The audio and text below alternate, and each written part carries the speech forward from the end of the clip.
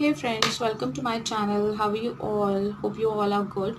So today we are discussing on कि UPSC की preparation की शुरुआत कैसे करी जाए. तो हम इस पर आज डिस्कस करेंगे इस वीडियो में. एंड अगर आपको जानना है तो आप देख सकते हैं मेरा वीडियो. तो आ जाते हैं टॉपिक पर कि प्रिपरेशन को हम कैसे शुरू करें. तो होता क्या है, या तो आप ह्यूमैनिटीज स्ट्रीम के स्टूडेंट हो, या आप कॉमर्स के हो, या तो आप साइंस के हो. तो हम अभी क्या करेंगे, we divide all these three streams into two parts. Like commerce और साइंस को हम एक साइड रख लेते हैं एंड ह्यूमैनिटीज को हम एक साइड में रख लेते हैं. बिकॉज होता क्या है कि हमारे जो जीएस के सबसे इम्पोर्टेंट सब्जेक्ट्स माने जाते हैं वो हम कवर कर लेते हैं ह्यूमैनिटीज़ में. लाइक थोड़ा बहुत हम पढ़ लेते हैं, उनकी इन्फॉर्मेशन हमें होती है. But in commerce and science stream हमें उतनी नॉलेज नहीं होती. कॉमर्स में हाँ, इकोनॉमिक्स थोड़ा बहुत स्टूडेंट्स पढ़ लेते हैं. बट होता क्या है स्कूल की पढ़ाई और कॉलेज की पढ़ाई में कि हम सिर्फ पास होने के लिए चीज़ों को याद करते हैं. बट यूपीएससी जो है वो रटने का एग्ज़ाम नहीं है. यहाँ पे समझना बहुत ज़रूरी है क्योंकि रटने से यूपीएससी क्लियर नहीं होगा. तो let's talk about commerce and science students. If you have knowledge then that's very good. But if you have no knowledge, मैं यहाँ पे मान के चल रही हूँ कि आप एकदम से बिगिनर हो.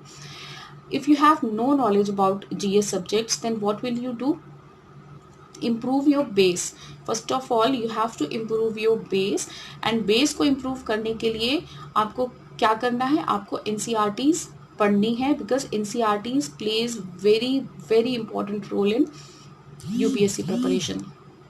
तो अभी आपके दिमाग में डाउट होगा कि NCERTs पढ़नी है तो कौन सी क्लास की पढ़नी है, कौन सी क्लास तक पढ़नी है. तो let me tell you, you have to read NCERT from class 6th to class 12th if you have no knowledge, right? Because this is the main work you have to focus on. आपको अपना base जो है वो मजबूत करना है. तो उसके लिए आपको क्या करना होगा, ऑब्वियसली आपको NCERTs पढ़नी होंगी. अब आ जाते हैं ह्यूमैनिटीज़ बैकग्राउंड पे. अगर आपका बैकग्राउंड ह्यूमैनिटीज़ है, आपने ग्रेजुएशन किया हुआ है, आपने बीए किया है या एमए किया है, तो आपको जो जीएस के इम्पॉर्टेंट सब्जेक्ट्स हैं जिनको पॉलिटिकल साइंस, हिस्ट्री, इकोनॉमिक्स या ज्योग्राफी हम कह सकते हैं, which plays very important role in GS, उनकी आपको कुछ नॉलेज होगी ही. थोड़ा बहुत आपको याद होगा कि हाँ ऐसे हुआ था, इसके बाद ये हुआ था, थोड़ी बहुत आपको नॉलेज होगी ही. बट अगर आपको नॉलेज नहीं है, आपको बिल्कुल भी आइडिया नहीं है, आपने अपने एग्ज़ाम्स क्लियर कर लिए रट के और अभी आपको कुछ नहीं पता है इन सब्जेक्ट्स के बारे में, तो आपको भी क्या करना है, आपको 6th to 12th की NCERTs पढ़नी है. But if you have knowledge, आपको नॉलेज है कि हिस्ट्री में क्या हुआ था, ज्योग्राफी में क्या हुआ था, आपको थोड़ा थोड़ा सब कुछ पता है, then you can start NCERTs from class 11th and 12th की आप NCERT पढ़ सकते हैं, पढ़ना ही है. एंड अब नेक्स्ट आपको क्या करना है, think what to do first. सबसे पहले डिसाइड करो कि आपको क्या करना है, एंड व्हेन यू डिसाइड तो अपनी स्टडीज़ में लग जाओ. अब ये think what to do first में आपने क्या सोचना है कि आपका जो स्टडी मटेरियल होगा वो क्या होगा. अब आपने डिसाइड कर लिया कि आपको 6th to 12th करना है या फिर आपका काम सिर्फ 11th-12th से चल जाएगा. इतना डिसाइड करने के बाद, बुक्स परचेस करने के बाद फिर आप अपनी मेहनत में लग जाओ. And most of the students क्या करते हैं, लैंग्वेज इग्नोर करते हैं. तो I would like to tell you, pay attention to your language as well. How to write, how to read, how to write in a good manner, ये सारी चीज़ों पर आप शुरू से ही फोकस करें तो this is good for you. तो इतना आपने कर लिया, NCERTs आपने पढ़ ली. अब आ जाते हैं रेफरेंस बुक्स पे. तो रेफरेंस बुक्स के लिए मैं आपको सजेस्ट करूँगी कि आप एक सब्जेक्ट के लिए एक राइटर की रेफरेंस बुक्स खरीदें. बहुत सारी बुक्स खरीद के लाइब्रेरी घर में बनाने की ज़रूरत नहीं है. और else what you can do, you can go with any coaching notes for some of the subjects. सबके लिए कोचिंग नोट्स पर आप डिपेंड मत रहिए. कुछ के लिए आप कोचिंग नोट्स फॉलो कर सकते हैं, लाइक जैसे एनवायरनमेंट हो गया, सोशल जस्टिस हो गया, सोसाइटी हो गया. तो you can go for coaching notes with like You can go with coaching notes for these subjects or these kinds of subjects.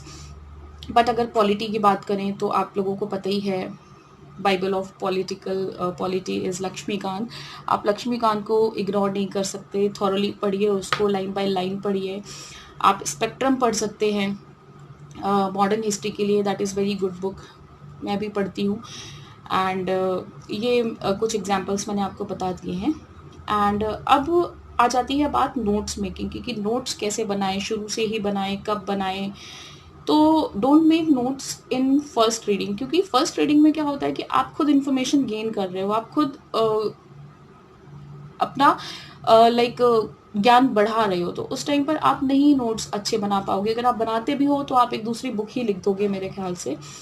तो make notes after second reading as per me is the right way to make notes मेरे हिसाब से. And notes should be in 10:1 ratio are the best. 10 page का अगर आपने book पढ़ा है तो उसको आप एक पेज पर कंसाइज कर दीजिए. आपके नोट्स को पॉइंट्स में लिख दीजिए. आप जो भी आपको टेक्निक अच्छी लगती है आप उस टेक्निक को फॉलो कर सकते हैं नोट्स बनाने के लिए. जो डिफ़िकल्ट टॉपिक्स हैं उनके आप फ्लैश कार्ड्स भी बना सकते हैं एंड उनको फटाक से निकाला एंड रिवीजन आपने कर लिया. सबसे मेन चीज़ मैं बोलना चाहूँगी कि don't leave UPSC preparation on chance. You have to be work hard. Seriously you have to B.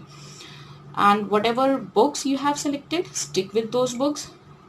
आपको ये नहीं करना है कि उन्होंने ये वाली बुक्स ली हैं तो अभी मैंने स्पेक्ट्रम ले ली, मैंने कहीं से सुना Bipin Chandra is a very good book तो मैंने बिपिन चंद्रा ले ली, तो आप कंफ्यूज हो जाओगे. Don't be ship. भेड़ चाल में नहीं चलना है. एक बुक अच्छे से सर्वे कर लीजिए. आप इंटरनेट का सहारा ले सकते हैं, आप किसी से पूछ सकते हैं जिसको नॉलेज है यूपीएससी के बारे में, and stick to that book. Do focus study and concentrate करके पढ़ना है. फोकस स्टडी आप नहीं करेंगे, बुक लेके बैठ गए तो हमें टाइम वेस्ट नहीं करना है, टाइम पास नहीं करना है. थोड़ा पढ़ो पर अच्छा पढ़ो.